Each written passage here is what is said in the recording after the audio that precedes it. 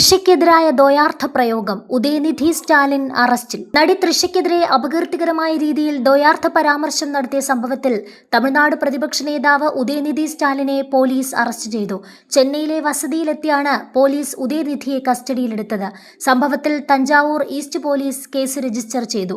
ഉദയനിധിയുടെ വസതിക്ക് മുന്നിൽ തടിച്ചുകൂടിയ DMK പ്രവർത്തകർ police നടപടിക്കെതിരെ ശക്തമായ പ്രതിഷേധമുയർത്തി. നിയമസഭാ സമ്മേളനം നടക്കാനിരിക്കെ രാഷ്ട്രീയ വൈരാഗ്യം തീർക്കാൻ സർക്കാരിന്റെ നീക്കമെന്ന് DMK ആരോപിച്ചു. അതേസമയം ഉദയനിധിയെ സ്റ്റേഷൻ ജാമ്യത്തിൽ വിട്ടയച്ചു എന്നും റിപ്പോർട്ടുകളുണ്ട്.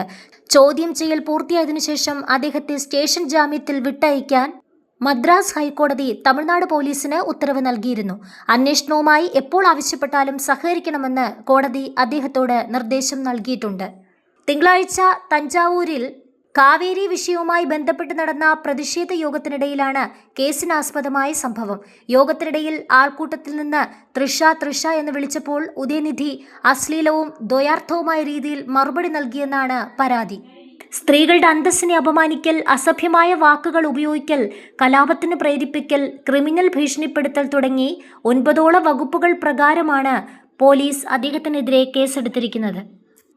മുഖ്യമന്ത്രി വിജയുടെ നേതൃത്വത്തിലുള്ള TVK പാർട്ടിയുടെ കേന്ദ്ര ജില്ലാ വനിതാ wing organiser S. Bhairavi Thanjavur east police സ്റ്റേഷനിലും ദേശീയ വനിതാ കമ്മീഷനിലും പരാതി നൽകിയിരുന്നു.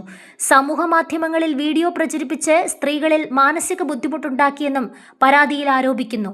ഉദയനിധിയുടെ അറസ്റ്റിൽ പ്രതിഷേധിച്ച് DMK പ്രവർത്തകർ സംസ്ഥാനത്തിന്റെ വിവിധ ഭാഗങ്ങളിൽ പ്രതിഷേധങ്ങൾ സംഘടിപ്പിച്ചു.